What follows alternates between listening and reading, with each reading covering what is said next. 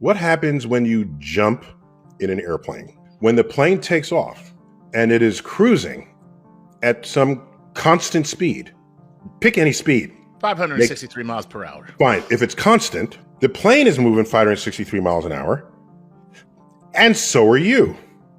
And so is the air inside the plane. Ooh, this is cool. So is the fly that happened to fly into the plane before they closed the door. Right. If you're all moving at the same speed together, then you don't know how fast you're moving. Yeah, you're not moving at all. Basically, in the moving reference frame of the plane, you're not moving at all. So, if you jump up, you will land right back where you started. If you jump up and in the plane that's going 600 miles an hour, and you stay airborne for 1 second. So, if someone is outside of the plane and watched you, you would jump up and you would follow this arc. Right. A parabolic arc. In my reference frame, because I'm outside of the plane, I see you jump and land, and there's a beautiful parabolic arc that you took. Right. You also get a gold medal when you land. The long jump.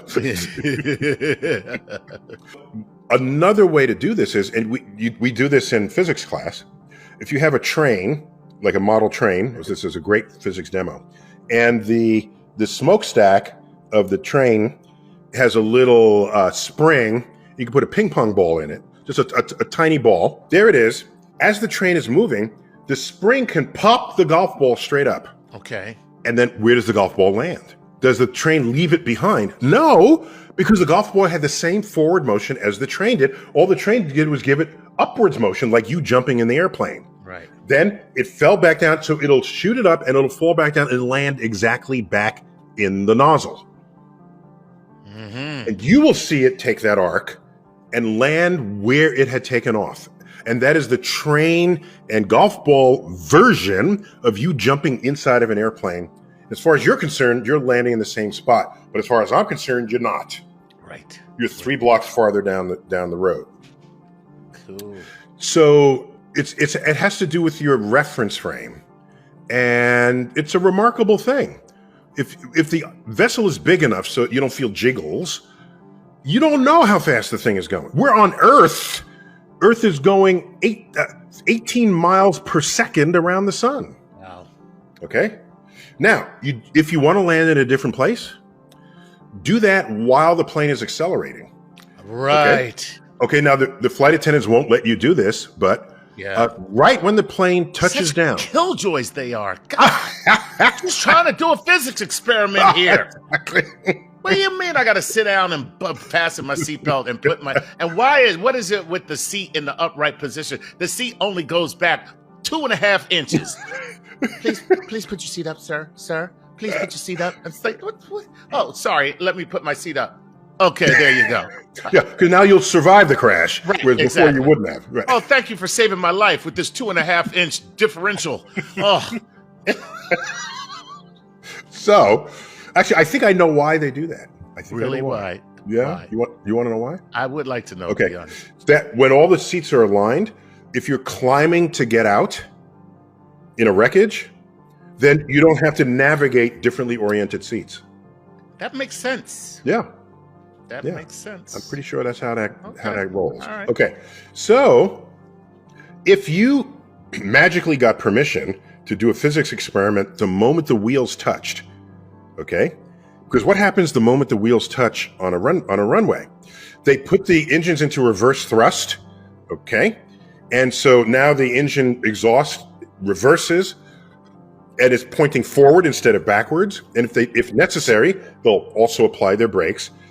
So it might be landing at 200 miles an hour, and it's ultimately 0. Okay? Okay. Right. If you jump while that's happening, you will not land in the same spot. Because when you jumped, the plane was going 200 miles an hour, but when you landed, the plane was going 180 miles an hour. You jump again, and so you have a faster speed going forward than the plane does, because the plane is slowing down. So you could just jump up and down while the plane is on the runway and ultimately end up in the cockpit. Nice. Well, just by jumping straight up and down. Yeah, but the door will be locked because, security reasons. Yeah, they'll shoot you if you. Yeah, I was gonna say, you won't quite And make it. So consider that's why they're animate about your seatbelt on takeoff and landing, but not when you're cruising. Because the acceleration and the deceleration is what changes your relationship to the fuselage if you jump up and come back down again. Right. Okay? So, yeah, that's why they can go 500 miles an hour. You may now remove your seatbelts and walk around the cabin, but it's just pulling in to the gate. Right. It's going 5 miles an hour, but then it's going 0. Okay? So, That's enough to knock you over. Look at that. So that's all I got to say about jumping up and down in a damn airplane. That's cool. Well, I mean, now when you hear that I have been arrested, Tell them it's a science. You're doing it for science. I'm just letting everybody know that this was a science experiment. I did it for science, people. It's very cool. Yeah. I like it. I like it. So there you go. All right. As always, I bid you to keep looking up.